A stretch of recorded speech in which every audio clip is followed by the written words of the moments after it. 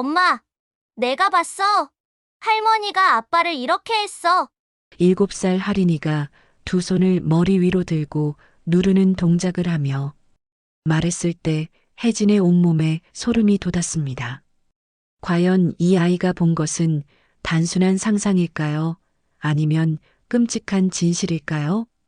네일숍을 운영하는 윤혜진 38살은 감정 표현이 서툴지만 강단 있는 여성입니다. 무언가 낌새를 눈치채는 관찰력이 뛰어난 그녀였지만 지금 이 순간만큼은 딸의 말에 마음이 흔들렸습니다. 2달 전 남편 김성도가 집 욕실에서 미끄러져 사망한 그날, 할인이는 거실 화장대 앞에서 혼자 놀고 있었습니다. 아이가 하는 말이 단순한 상상일까요? 아니면 그날 실제로 일어난 일을 목격한 것일까요? 혜진은 딸의 맑은 눈동자를 바라보며 알 수 없는 불안감에 휩싸였습니다. 가슴 한편에서는 이런 생각을 하는 자신이 끔찍하다는 죄책감이 밀려왔습니다. 그날을 다시 떠올려 봅니다. 오후 3시경이었습니다. 성도는 평소처럼 욕실에서 샤워를 하고 있었고 혜진은 네일숍 일을 마치고 막 돌아온 참이었습니다. 집에는 시어머니 백정숙과 할인이만 있었던 상황이었죠. 그런데 왜 할인이는 그런 기이한 동작을 하며 할머니 이야기를 했을까요? 할인아, 그때 정확히 뭘 하고 있었지? 혜진이 목소리를 가다듬으며 조심스럽게 물었습니다. 거울 보고 있었어. 공주님 놀이하면서. 할인이가 순수한 눈으로 대답했습니다.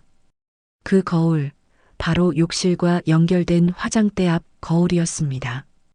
혜진의 가슴이 두근거렸습니다.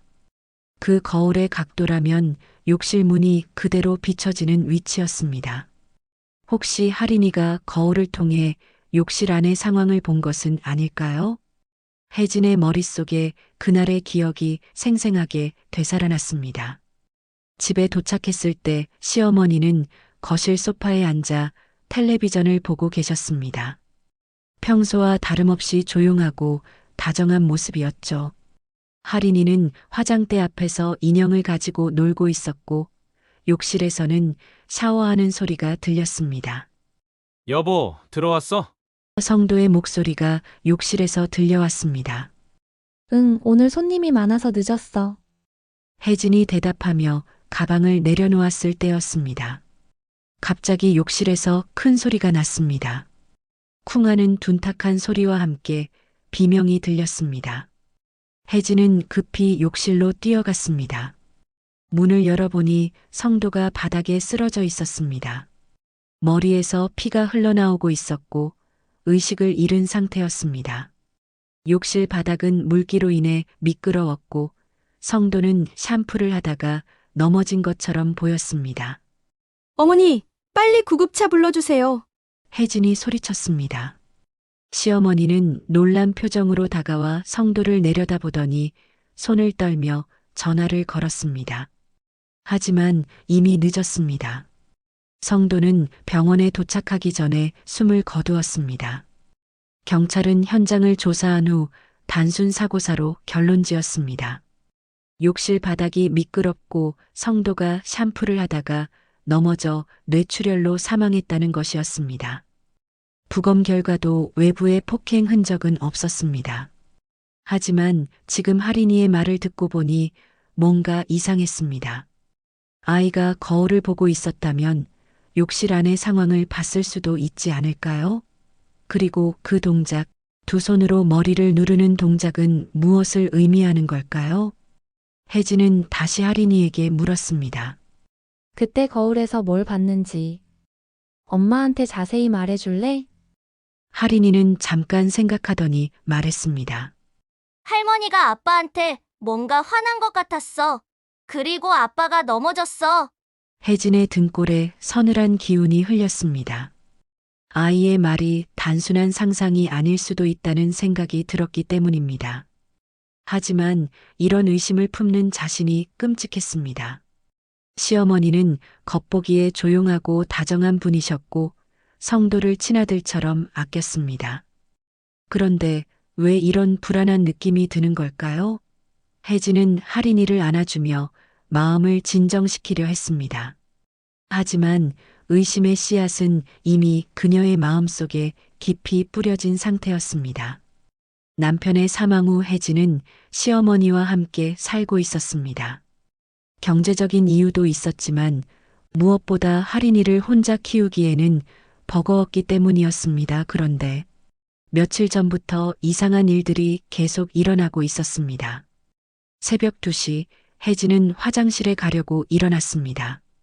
거실을 지나가는데 시어머니가 욕실 앞에 서 있는 것을 봤습니다. 등을 돌리고 서서 뭔가를 중얼거리고 계셨습니다. 혜진은 발소리를 죽이며 가까이 다가갔습니다. 성도야, 미안하다. 엄마가 그럴 생각은 아니었는데. 시어머니의 작은 목소리가 들렸습니다. 혜진의 심장이 쿵쿵 뛰었습니다. 왜 시어머니는 새벽에 욕실 앞에서 혼잣말을 하고 계시는 걸까요? 그것도 돌아가신 성도에게 사과하는 말을 하면서 말입니다. 어머니, 혜진이 조심스럽게 불렀습니다. 시어머니는 깜짝 놀라며 돌아보더니 당황한 표정을 지었습니다. 아, 혜진아 깜짝 놀랐네. 화장실 가는 길인데 갑자기 성도 생각이 나서. 시어머니가 어색하게 웃으며 말했습니다. 괜찮으세요?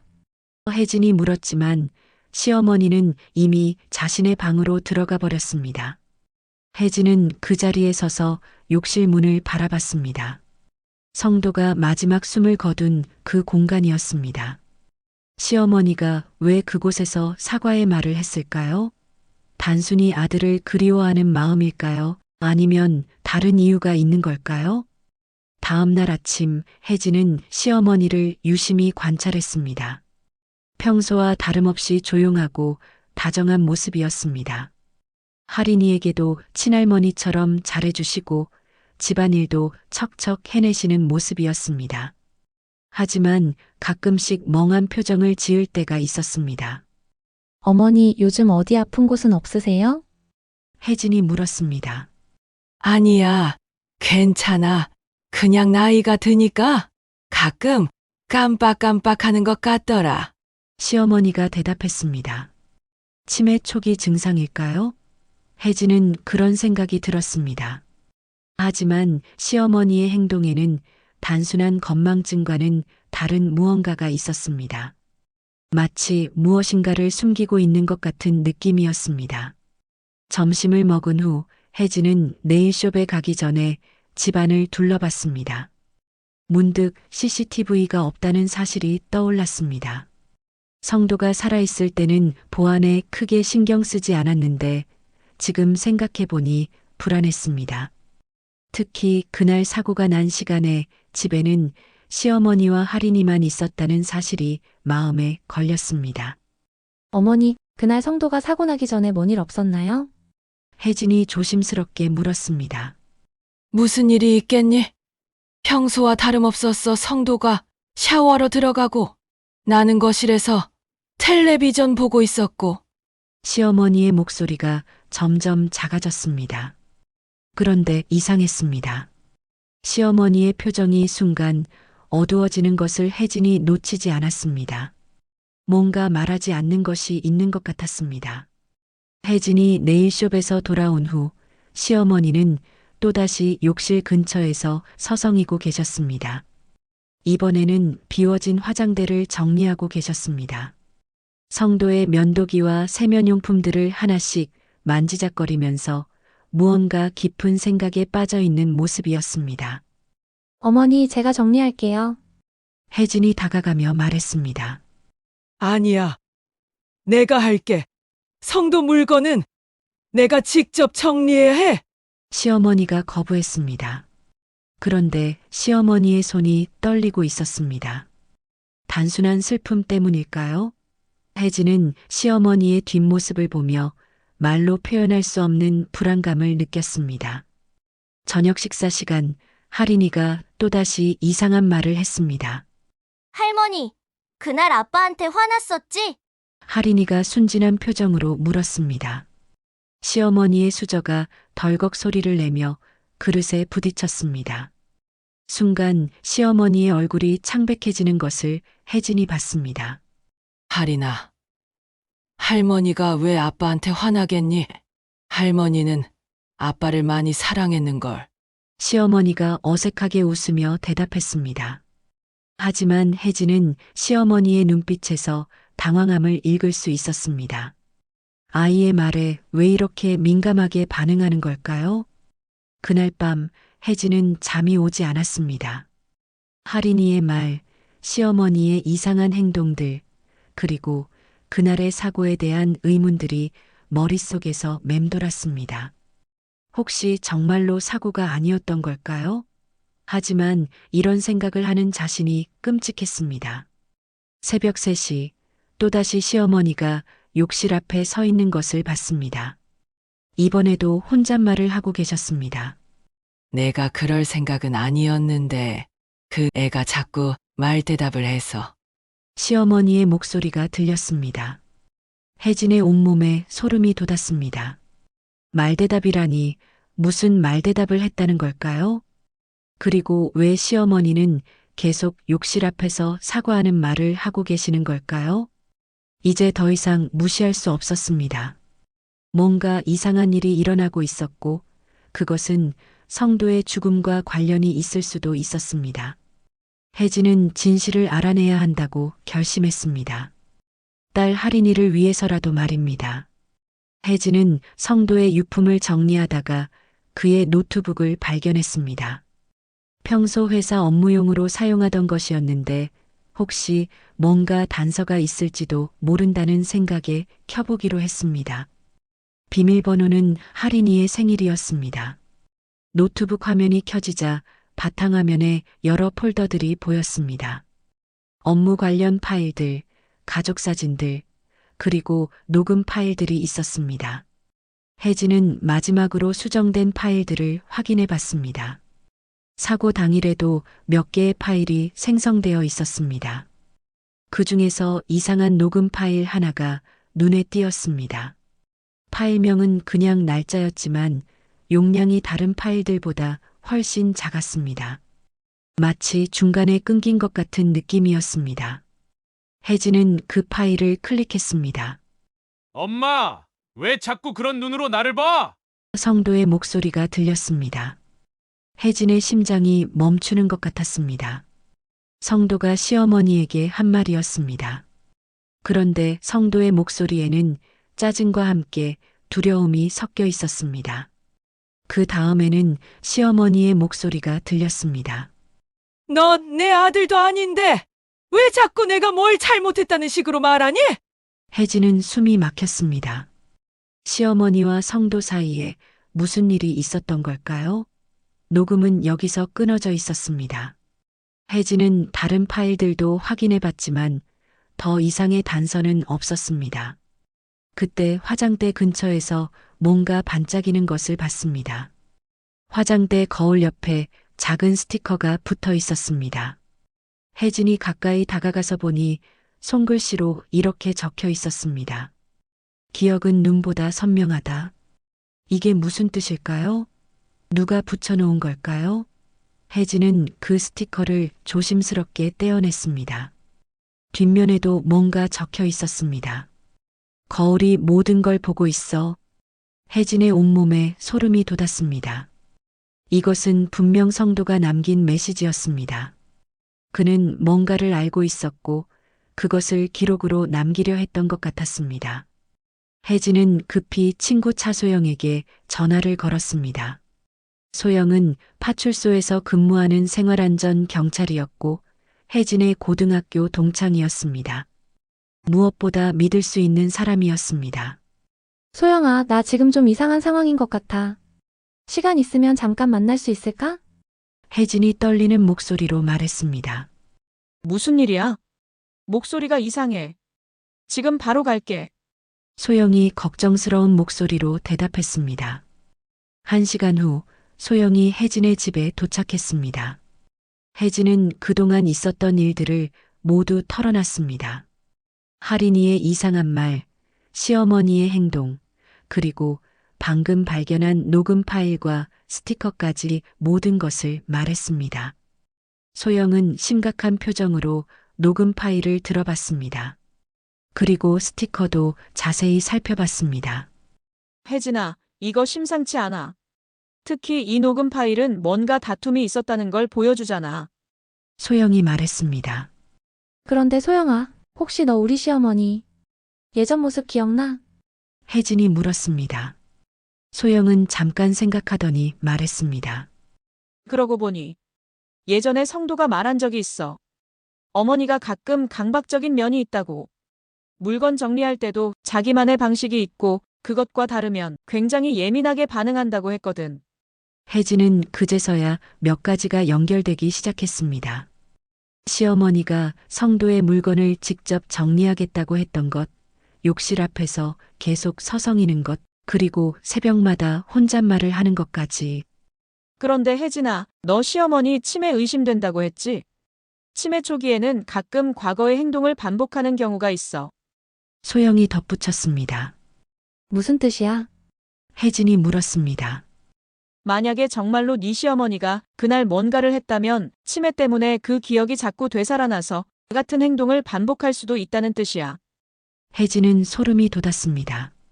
그럼 시어머니가 새벽마다 욕실 앞에서 사과하는 것도, 성도의 물건을 만지작거리는 것도 모두 그날의 기억 때문일 수도 있다는 뜻이었습니다. 그럼 어떻게 해야 하지? 혜진이 물었습니다. 일단 더 확실한 증거가 필요하고 이 녹음 파일만으로는 부족해. 그리고 할인이가 정말로 뭔가를 봤는지도 더 자세히 알아봐야 하고. 소영이 조언했습니다. 그때 할인이가 거실로 나왔습니다. 낮잠에서 깬 모양이었습니다. 엄마, 이모는 왜 와 있어? 할인이가 물었습니다. 할인아, 이모한테 인사해야지. 그리고 저번에 엄마한테 말한 거 기억나? 거울에서 본 거 말이야. 혜진이 말했습니다. 할인이는 소영에게 인사를 한 후 말했습니다. 응, 기억해. 할머니가 아빠한테 뭔가 말하고 있었어. 그런데 아빠가 슬퍼 보였어. 소영이 할인이에게 다가가서 말했습니다. 할인아, 그때 정확히 뭘 봤는지 이모한테도 말해줄래? 할인이는 잠깐 생각하더니 말했습니다. 할머니가 아빠를 밀었어. 그래서 아빠가 넘어졌어. 그런데 할머니는 무서운 표정이었어. 혜진과 소영은 서로 눈을 마주봤습니다. 아이의 증언이 점점 구체적으로 변하고 있었습니다. 이제 더 이상 단순한 상상이라고 치부할 수 없었습니다. 소영이 돌아간 후 혜진은 혼자서 화장대를 자세히 살펴봤습니다. 할인이가 그날 거울을 보고 있었다고 했는데 과연 그 각도에서 욕실 안이 보일까요? 혜진은 화장대 앞에 앉아서 거울을 들여다봤습니다. 평상시에는 거울이 정면을 향해 있어서 욕실 쪽은 전혀 보이지 않았습니다. 하지만 각도를 조금만 돌리면 욕실 문이 그대로 비춰졌습니다. 더 놀라운 것은 욕실 문이 열려 있을 때 안쪽까지 훤히 들여다볼 수 있다는 사실이었습니다. 이상해, 평소에는 이 각도가 아니었는데. 혜진이 중얼거렸습니다. 그때 문득 생각이 났습니다. 할인이가 공주님 놀이를 할 때 거울 각도를 바꿔 놓았을 수도 있지 않을까요? 아이들은 거울을 보며 놀 때 자신이 잘 보이도록 각도를 조절하곤 하니까요. 혜진은 할인이를 불렀습니다. 할인아, 저번에 여기서 공주님 놀이할 때 거울을 움직였니? 혜진이 물었습니다. 응, 내가 예쁘게 보이게 이렇게 돌렸어. 할인이가 거울을 살짝 돌리며 대답했습니다. 바로 그 각도였습니다. 욕실 안이 그대로 비치는 각도였습니다. 혜진의 심장이 빨리 뛰기 시작했습니다. 할인이가 진짜로 그날의 상황을 본 것이 맞았습니다. 그런데 또 다른 의문이 들었습니다. 할인이의 증언만으로는 부족했습니다. 더 확실한 증거가 필요했습니다. 혜진은 할인이의 태블릿을 떠올렸습니다. 아이가 자주 가지고 노는 태블릿에 혹시 뭔가 기록이 남아 있을까요? 할인이의 태블릿을 확인해 보니 카메라 기능이 항상 켜져 있었습니다. 아이가 사진을 찍거나 동영상을 촬영하며 놀기 때문이었습니다. 혜진은 그날 날짜의 파일들을 확인해 봤습니다. 있었습니다. 사고가 난 시간대의 동영상 파일이 있었습니다.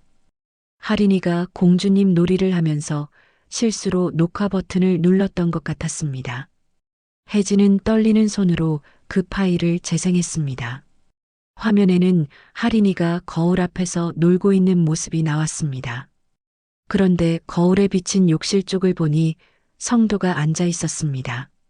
샤워를 하려고 옷을 벗고 욕실 바닥에 앉아서 뭔가 준비를 하고 있는 모습이었습니다. 그때 시어머니가 욕실에 들어오는 것이 보였습니다. 성도와 뭔가 이야기를 나누는 것 같았는데 소리는 잘 들리지 않았습니다. 하지만 두 사람의 표정을 보면 평범한 대화는 아닌 것 같았습니다. 갑자기 성도가 일어서며 뭔가 큰 목소리로 말하는 것이 보였습니다. 시어머니도 감정이 격해지는 것 같았습니다. 그리고 그 순간이었습니다. 시어머니가 성도에게 다가가서 양손으로 그의 어깨를 강하게 밀었습니다. 성도는 균형을 잃고 욕실 바닥으로 넘어졌습니다. 머리가 욕실 바닥에 부딪히는 소리가 둔탁하게 들렸습니다. 시어머니는 잠깐 당황하는 것 같더니 급히 욕실에서 나왔습니다. 혜진은 숨이 막혔습니다. 정말로 사고가 아니었습니다. 시어머니가 성도를 밀어서 넘어뜨린 것이었습니다. 하지만 영상은 여기서 끊어져 있었습니다. 할인이가 놀라서 태블릿을 떨어뜨렸거나 꺼버린 것 같았습니다. 혜진은 다시 영상을 돌려봤습니다. 시어머니의 얼굴은 각도상 명확하게 보이지 않았지만 행동은 분명했습니다. 성도를 의도적으로 밀어뜨린 것이었습니다. 그것도 상당히 강한 힘으로 말입니다. 이걸 어떻게 해야 하지? 혜진은 혼란스러웠습니다. 이 영상을 경찰에 가져가야 할까요? 하지만 시어머니는 치매 초기 증상이 있는 노인이었고 무엇보다 할인이의 할머니였습니다. 그리고 영상만으로는 살인의 의도가 있었는지 확실하지 않았습니다. 혜진은 다시 소영에게 전화를 걸었습니다. 소영아, 큰일 났어. 증거를 찾았어. 혜진이 떨리는 목소리로 말했습니다. 뭔 증거? 소영이 놀라며 물었습니다. 할인이 태블릿에 그날 상황이 녹화되어 있었어. 시어머니가 정말로 성도를 밀었어. 소영은 잠시 말이 없었습니다. 그리고 조심스럽게 말했습니다. 혜진아, 그 영상을 나한테 보여줄래? 내가 직접 확인해 봐야겠어. 지금 당장 와줄래? 혼자서는 이 상황을 감당할 수가 없어. 혜진이 애원했습니다. 1시간 후 소영이 다시 혜진의 집에 왔습니다. 혜진은 태블릿 영상을 소영에게 보여줬습니다. 소영도 영상을 보며 심각한 표정을 지었습니다. 이거 확실히 폭행이야. 비록 얼굴이 명확하게 안 보이긴 하지만 상황상 시어머니가 맞는 것 같고. 소영이 말했습니다. 그럼 이제 어떻게 해야 하지? 혜진이 물었습니다. 일단 이 영상을 경찰서에 신고해야 해. 비록 시어머니가 치매 증상이 있다고 해도 사실은 사실이니까. 소영이 대답했습니다. 그때 현관문이 열리는 소리가 들렸습니다. 시어머니가 장보고 돌아오신 것 같았습니다. 혜진과 소영은 서둘러 태블릿을 숨겼습니다. 혜진아, 누가 와 있니? 시어머니가 물었습니다. 네, 제 친구 소영이 왔어요. 혜진이 대답했습니다. 시어머니는 소영에게 인사를 하며 미소를 지었습니다. 평소와 다름없는 다정한 모습이었습니다. 하지만 혜진은 이제 그 미소가 다르게 보였습니다. 과연 이분이 정말로 성도를 밀어뜨린 것일까요? 소영은 시어머니와 간단한 인사를 나눈 후 혜진에게 눈짓으로 신호를 보냈습니다. 나중에 연락하겠다는 뜻이었습니다. 시어머니가 있는 상황에서 이 이야기를 계속할 수는 없었습니다. 그럼 나는 이만 가볼게 혜진아. 나중에 연락해. 소영이 말하며 집을 나갔습니다. 혜진은 시어머니와 단둘이 남게 되었습니다. 평소라면 자연스럽게 대화를 나눴겠지만 지금은 어색했습니다. 방금 본 영상 때문에 시어머니를 보는 눈이 달라진 것입니다. 혜진아, 무슨 일 있니? 표정이 좋지 않아 보이는데. 시어머니가 걱정스럽게 물었습니다. 아니에요. 그냥 좀 피곤해서요. 혜진이 어색하게 대답했습니다. 시어머니는 혜진을 유심히 바라보더니 부엌으로 가셨습니다. 저녁 준비를 하시는 모습이 평상시와 다름없어 보였지만 혜진의 마음은 복잡했습니다. 그날 밤 혜진은 잠을 이룰 수 없었습니다. 태블릿 영상이 계속 머릿속에 맴돌았습니다. 시어머니가 성도를 밀어뜨리는 장면, 성도가 바닥에 쓰러지는 순간, 그리고 시어머니가 당황해하는 모습까지 모든 것이 생생했습니다. 새벽 4시쯤 또다시 시어머니가 욕실 앞에 나와 있는 것을 봤습니다. 이번에는 혜진이 몰래 가까이 가서 시어머니의 말을 들어봤습니다. 성도야, 엄마가 정말 그럴 생각은 아니었어. 너무 화가 나서. 그러게 네가 왜 그런 말을 했니? 시어머니의 목소리에 후회가 섞여 있었습니다. 혜진은 소름이 돋았습니다. 시어머니가 하시는 말이 영상과 정확히 맞아떨어졌습니다. 정말로 그날 뭔가 다툼이 있었고 화가 나서 성도를 밀어뜨린 것이 맞았습니다. 다음 날 아침 혜진은 결심을 굳혔습니다. 더 이상 이 상황을 혼자서 감당할 수 없었습니다. 소영과 함께 경찰서에 신고하기로 마음먹었습니다. 하지만 그 전에 시어머니에게 직접 물어보고 싶었습니다. 어머니, 제가 여쭤볼 게 있어요. 혜진이 조심스럽게 말을 꺼냈습니다. 뭐든지 물어보렴. 시어머니가 대답했습니다. 그날 성도가 사고 나기 전에 무슨 일이 있었나요? 혹시 다툼이라도. 시어머니의 표정이 순간 굳어졌습니다. 그리고 잠시 말이 없더니 답했습니다. 무슨 다툼이 있었겠니? 평소와 같았어. 그렇지만 시어머니의 목소리가 떨리고 있었습니다. 그리고 눈을 제대로 마주치지 못했습니다. 혜진은 시어머니가 뭔가를 숨기고 있다는 확신이 들었습니다. 그 순간 할인이가 나타났습니다. 할머니, 그날 아빠한테 왜 화났어요?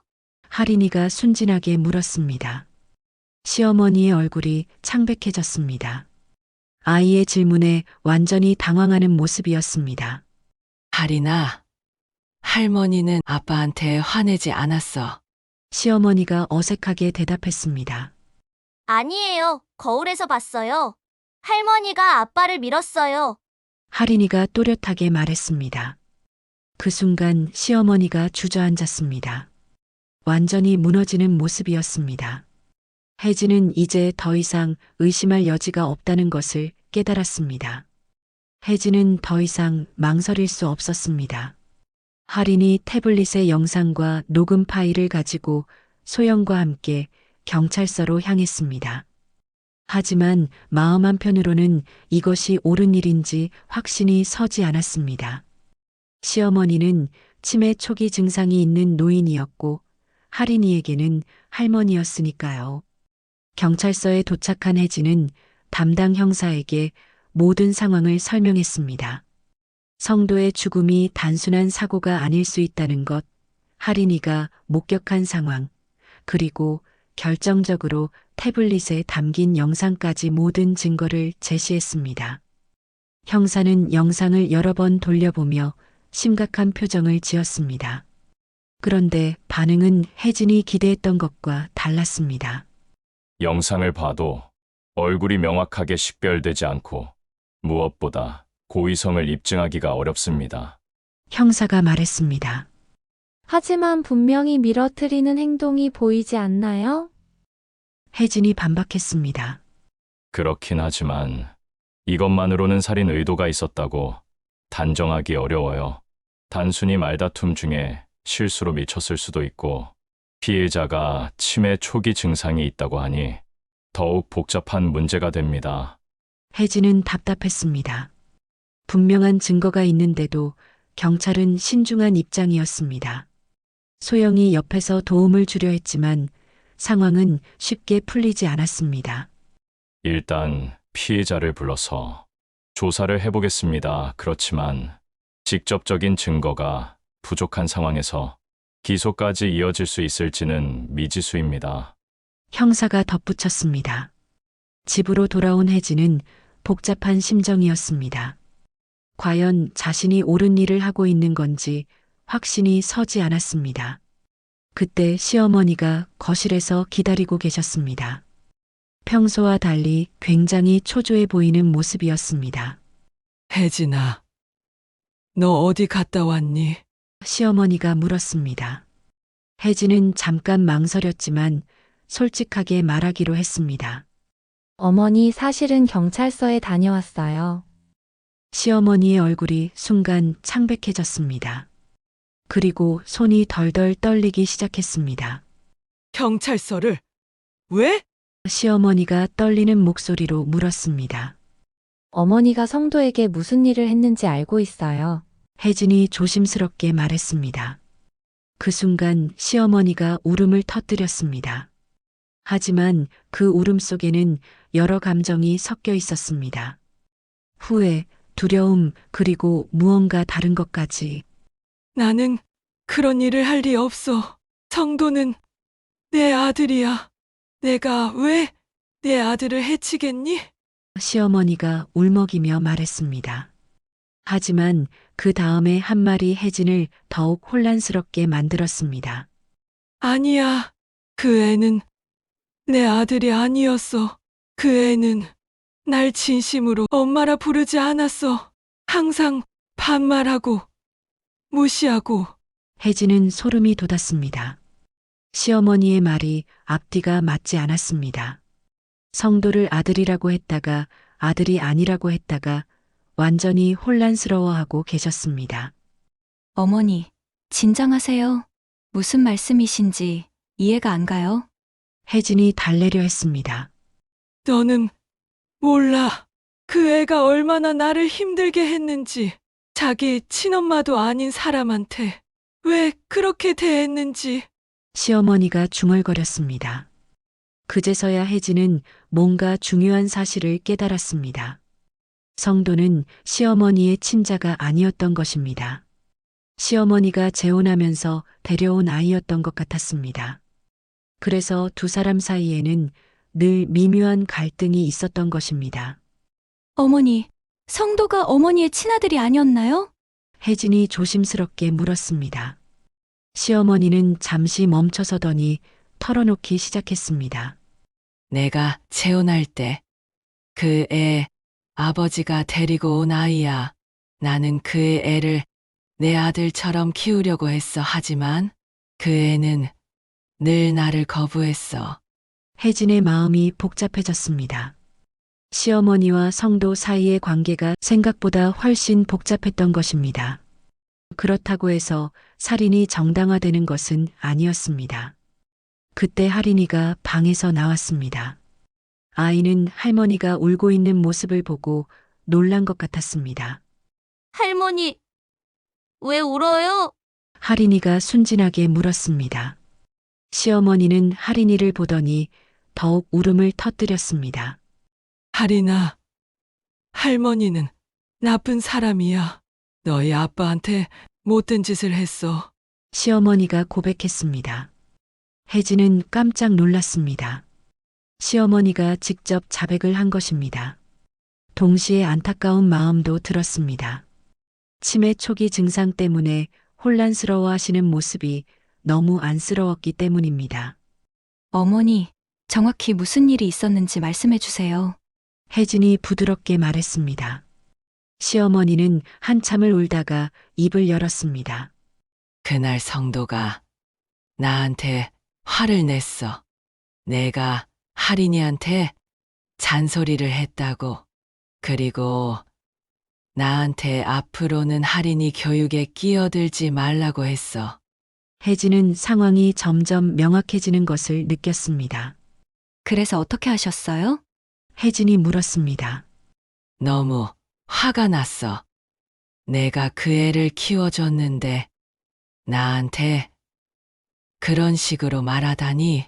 그래서 밀었어. 정말 살짝만 밀었는데 그 애가 넘어졌어. 시어머니의 자백이었습니다. 하지만 그 자백 속에도 변명이 섞여 있었습니다. 정말로 고의가 아니었다고 주장하고 계셨습니다. 시어머니의 자백 이후 혜진은 혼란스러웠습니다. 그런데 뭔가 석연치 않은 부분들이 있었습니다. 정말로 단순한 실수였다면 왜 시어머니는 그렇게 죄책감에 시달리고 계실까요? 그리고 성도의 보험금 문제는 어떻게 설명해야 할까요? 혜진은 성도의 보험 서류들을 다시 꺼내서 살펴봤습니다. 사고 후 보험 처리 과정에서 약간의 논란이 있었던 것을 기억했습니다. 보험사에서 사고의 원인에 대해 몇 차례 문의를 했었고 보험금 지급이 다소 지연되었었습니다. 그런데 서류를 자세히 보니 이상한 점을 발견했습니다. 성도 명의의 보험이 생각보다 많았습니다. 혜진이 알고 있던 것보다 2개가 더 있었습니다. 그것도 모두 최근 1년 내에 가입한 것들이었습니다. 이상해. 성도가 이런 보험을 가입했다는 이야기를 들은 적이 없는데. 혜진이 중얼거렸습니다. 혜진은 보험 설계사에게 연락을 취했습니다. 성도와 거래했던 보험 설계사는 혜진이 연락하자 조금 당황하는 것 같았습니다. 사실은 고인의 어머님께서 직접 오셔서 가입을 원하셨습니다. 보험 설계사가 말했습니다. 시어머니가요?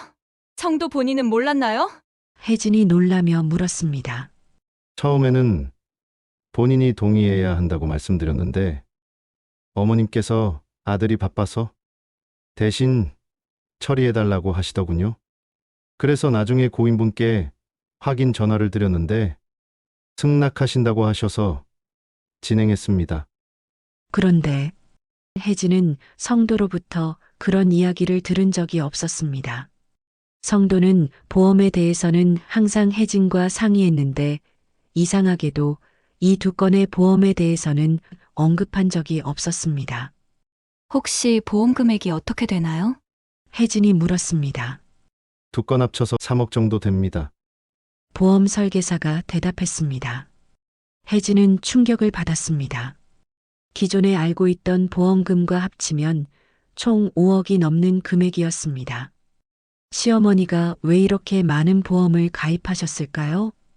혜진은 집에 돌아와서 시어머니의 방을 조심스럽게 살펴봤습니다. 시어머니는 마트에 가신 상태였습니다. 서랍을 열어보니 보험 증서들이 정리되어 있었습니다. 그리고 그 옆에는 병원에서 처방받은 약병이 있었습니다. 약병을 자세히 보니 수면제였습니다. 그것도 꽤 강한 성분의 수면제였습니다. 시어머니가 불면증이 있다는 이야기는 들어본 적이 없었는데 왜 이런 약을 복용하고 계셨을까요? 혜진은 소영에게 다시 연락했습니다. 소영아, 시어머니가 성도 명의로 보험을 몰래 더 가입한 게 확인됐어. 혜진이 말했습니다. 얼마나? 소영이 물었습니다. 3억 기존 거랑 합치면 5억이 넘어. 소영은 잠시 말이 없었습니다. 그리고 심각한 목소리로 말했습니다. 혜진아, 이거 단순한 우발적 사고가 아닐 수도 있어. 보험금을 노린 계획적 범죄일 가능성이 있어. 혜진도 그런 생각이 들었습니다. 시어머니가 치매 초기 증상이 있다고는 하지만 보험 가입 과정은 너무나 치밀했습니다. 그리고 성도 본인도 모르게 가입했다는 것은 더욱 의심스러웠습니다. 그런데 소영아, 시어머니 방에서 수면제를 발견했어. 혜진이 덧붙였습니다. 수면제. 시어머니가 불면증이 있으셨나? 소영이 물었습니다. 그런 이야기는 들어본 적 없어. 오히려 밤에 잠을 잘 주무신다고 하셨는데. 소영은 뭔가 심각한 것을 눈치챈 것 같았습니다. 혜진아, 혹시 그날 성도가 수면제를 복용했을 가능성은 없을까? 만약 의식이 몽롱한 상태였다면 조금만 밀어도 쉽게 넘어질 수 있어. 혜진은 소름이 돋았습니다. 만약 정말로 성도가 수면제를 복용한 상태였다면 시어머니의 행동은 우발적이 아닌 계획적인 것일 수도 있었습니다. 부검 결과에는 그런 내용이 없었는데 혜진이 물었습니다. 일반적인 부검에서는 수면제 성분까지 자세히 검사하지 않을 수도 있어. 사고사로 결론 지어졌으니까. 혜진은 더 이상 시어머니를 같은 눈으로 볼 수 없었습니다. 처음에는 치매로 인한 혼란스러운 행동이라고 생각했는데 점점 더 치밀한 계획이 있었던 것처럼 보였습니다. 그때 현관문이 열리는 소리가 들렸습니다. 시어머니가 돌아오신 것 같았습니다. 혜진은 서둘러 방에서 나와 거실로 향했습니다. 어머니, 다녀오셨어요? 혜진이 평상시처럼 인사했습니다. 응. 장을 좀 봤어. 시어머니가 대답하셨지만 표정이 평소와 달랐습니다. 무언가 불안해하시는 것 같았습니다. 어머니, 혹시 아픈 곳이 있으세요? 약을 복용하고 계시던데. 혜진이 조심스럽게 물었습니다. 시어머니의 표정이 순간 굳어졌습니다. 무슨 약? 시어머니가 반문했습니다. 수면제 말이에요. 불면증이 있으신가요? 시어머니는 잠시 말이 없더니 대답했습니다. 아, 그거. 요즘 잠이 잘 안 와서 병원에서 처방받았어. 시어머니의 목소리가 떨리고 있었습니다. 그리고 혜진과 눈을 제대로 마주치지 못했습니다. 혜진은 확신했습니다. 시어머니가 뭔가를 숨기고 있다는 것을, 그리고 성도의 죽음에는 단순한 사고 이상의 무언가가 있다는 것을, 이제 진실을 밝혀야 할 때였습니다. 경찰은 혜진이 제출한 증거들을 검토한 후 증거 불충분으로 수사를 보류한다고 통보했습니다. 영상의 화질이 명확하지 않고 시어머니의 치매 초기 증상을 고려할 때 기소하기 어렵다는 판단이었습니다. 혜진은 좌절감을 느꼈지만 포기할 수는 없었습니다. 시어머니의 상태는 점점 더 이상해지고 있었습니다. 낮에는 평상시와 다름없이 지내시다가도 밤이 되면 혼란스러워 하시는 모습을 자주 보였습니다. 특히 욕실 근처에서 혼잣말을 하시는 빈도가 늘어났습니다. 나는 그런 짓을 안 했다와 그 애는 내 자식이 아니었다 사이를 오가며 모순된 말씀을 하셨습니다. 때로는 성도를 그리워하는 듯한 모습을 보이다가도 때로는 원망하는 듯한 말씀을 하셨습니다. 혜진은 결정적인 증거를 얻기 위해 위험한 계획을 세웠습니다. 화장대 거울 뒤편에 초소형 카메라를 설치하기로 한 것입니다. 시어머니가 밤마다 욕실 앞에서 혼잣말을 하시는 것을 녹화해서 자백을 받아내려는 계획이었습니다. 소영은 이 계획에 대해 우려를 표했습니다. 혜진아, 너무 위험해. 만약 시어머니가 알아차리면 어떻게 할 거야? 소영이 걱정했습니다. 다른 방법이 없어. 경찰도 증거 부족이라고 하고 이대로는 진실을 밝힐 수 없어. 혜진이 단호하게 말했습니다. 혜진은 시어머니가 외출하신 틈에 카메라를 설치했습니다. 거울 뒤편에 붙여놓으니 전혀 눈에 띄지 않았습니다. 그리고 그날 저녁 일부러 시어머니와 그날의 일에 대해 대화를 유도했습니다. 어머니, 성도가 그렇게 갔으니 얼마나 속상하세요. 혜진이 말을 꺼냈습니다. 그러게. 내가 그 애를 더 잘해줄 걸 그랬나 봐. 시어머니가 대답하셨습니다. 혹시 그날 성도와 무슨 이야기를 나누셨나요? 마지막 대화라도 기억하고 싶어서요. 시어머니의 표정이 어두워졌습니다. 별다른 이야기는 안 했어. 그냥 평상시처럼. 시어머니가 말을 흐렸습니다. 하지만 혜진은 계속 유도했습니다. 그래도 뭔가 기억나시는 게 있으실 텐데요. 성도가 마지막에 뭐라고 했는지. 시어머니는 점점 불안해하시는 모습을 보였습니다. 손을 계속 만지작거리시고 시선을 이리저리 피하셨습니다. 혜진아, 왜 자꾸 그런 걸 물어보니? 그냥 잊고 살면 안 되겠니? 시어머니가 짜증을 내셨습니다. 어머니도 괴로우시겠지만 저도 남편을 잃은 슬픔이 너무 커서요. 혜진이 눈물을 흘리며 말했습니다. 그날 밤 혜진은 잠들지 않고 시어머니를 지켜봤습니다. 새벽 2시쯤 시어머니가 방에서 나오셨습니다. 예상대로 욕실 앞으로 향하셨습니다. 혜진은 숨을 죽이며 상황을 지켜봤습니다. 시어머니는 욕실 문 앞에 서서 한참을 멍하니 계시더니 갑자기 혼잣말을 시작하셨습니다. 성도야, 엄마가 정말 미안해. 그날 너무 화가 나서. 시어머니의 목소리가 떨렸습니다. 네가 나한테 그런 말을 하지만 않았어도 할인이 교육에 끼어들지 말라니 내가 얼마나 그 아이를 아끼는데. 혜진은 숨을 죽이며 들었습니다. 시어머니의 말이 점점 구체적으로 변하고 있었습니다. 그래, 내가 밀었어. 하지만 죽이려고 한 건 아니었어. 그냥 혼내주려고 했던 건데. 시어머니가 계속 중얼거렸습니다.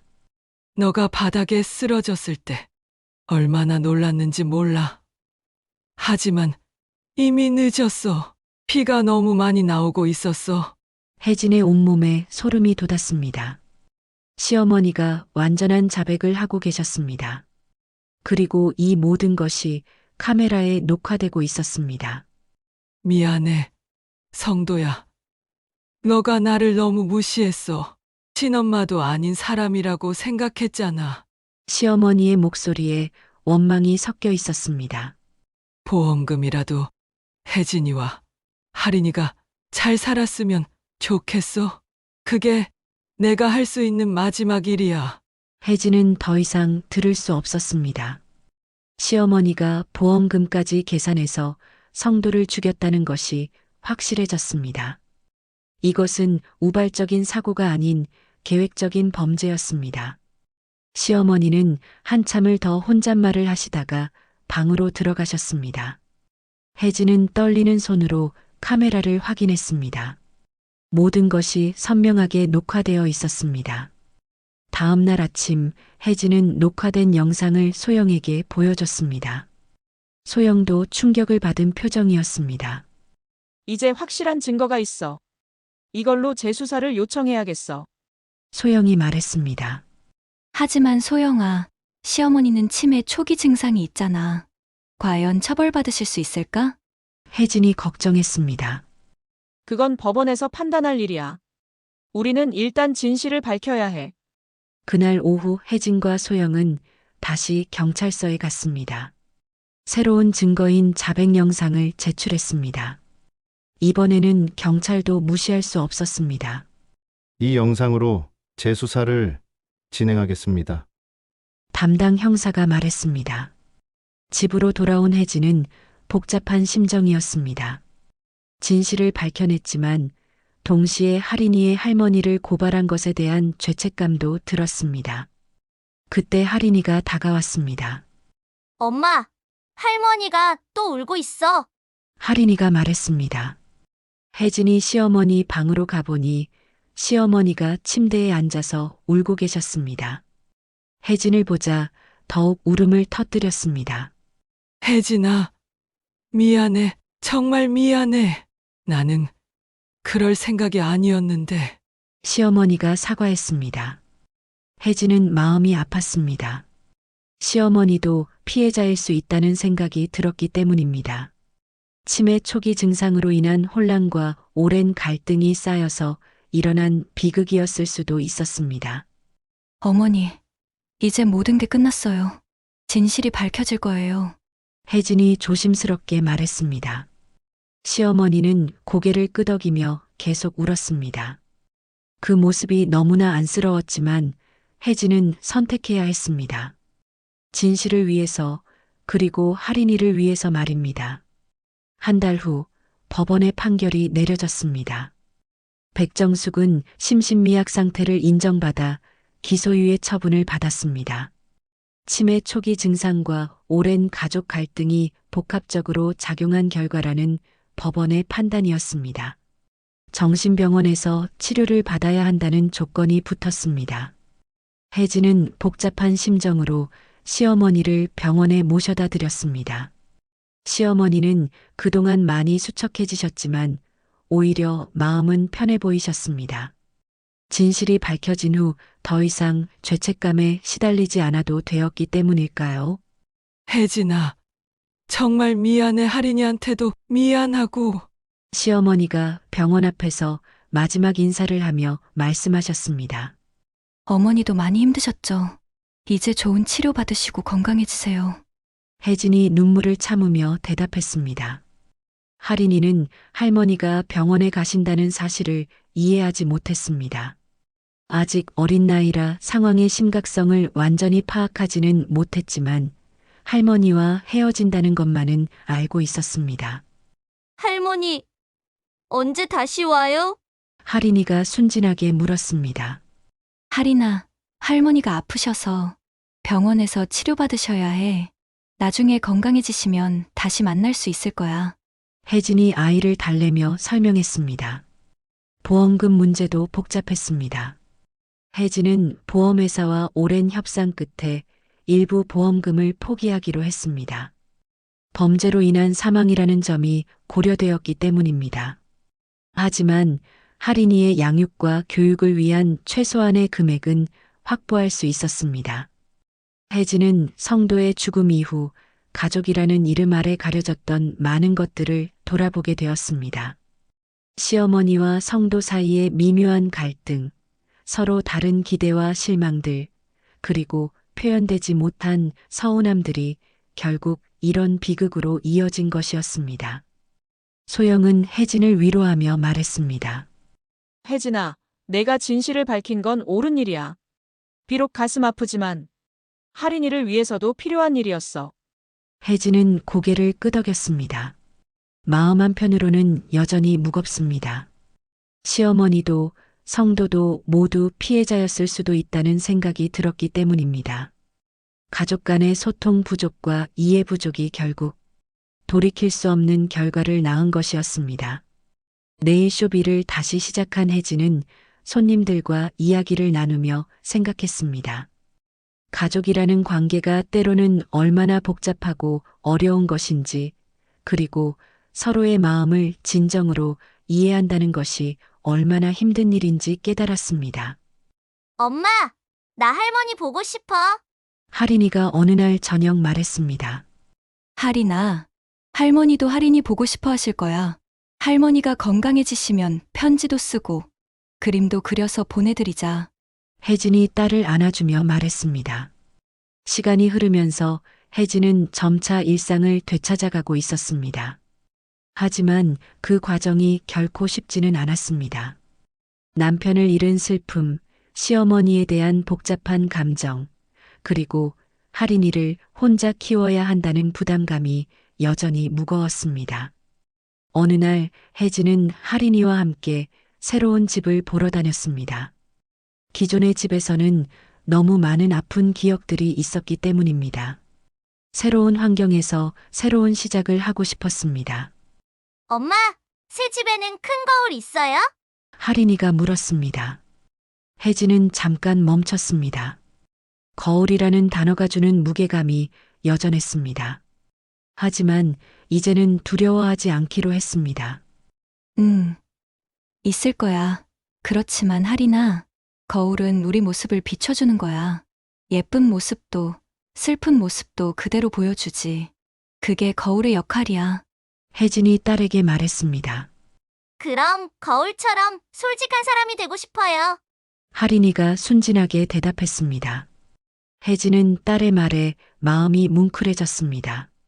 아이는 이 모든 상황을 자신만의 방식으로 이해하고 받아들이고 있었습니다. 마침내 새 집으로 이사하는 날이 왔습니다. 짐을 정리하며 혜진은 성도의 유품들을 발견했습니다. 그 중에는 가족 사진들도 있었습니다. 시어머니와 함께 찍은 사진들을 보며 혜진은 복잡한 감정에 휩싸였습니다. 새 집에 도착한 혜진과 하린이는 짐을 풀며 새로운 시작을 준비했습니다. 거실에 있는 큰 창문으로 따뜻한 햇살이 들어왔습니다. 혜진은 이 빛이 새로운 희망을 의미한다고 생각했습니다. 엄마, 여기 좋아요. 밝고 따뜻해요. 하린이가 웃으며 말했습니다. 그래. 우리 새로운 시작이야. 앞으로 행복한 일들만 있을 거야. 혜진이 딸을 안아주며 말했습니다. 그날 저녁 혜진은 하린이를 재우고 혼자 창가에 앉았습니다. 별이 빛나는 밤하늘을 바라보며 많은 생각을 했습니다. 지난 몇 달간의 일들이 꿈만 같았습니다. 남편의 갑작스러운 죽음, 시어머니의 범죄, 그리고 진실을 밝혀내는 과정까지. 하지만 이제는 앞을 향해 나아가야 할 때였습니다. 하린이를 위해서, 그리고 자신을 위해서 말입니다. 혜진은 거울 앞에 서서 자신의 모습을 바라봤습니다. 엄마가 거울처럼 말이야. 우리 마음도 비추는 사람이었으면 좋겠어. 혜진이 하린이에게 말했던 그 말을 떠올렸습니다. 그럼 난 엄마 거울이 될래?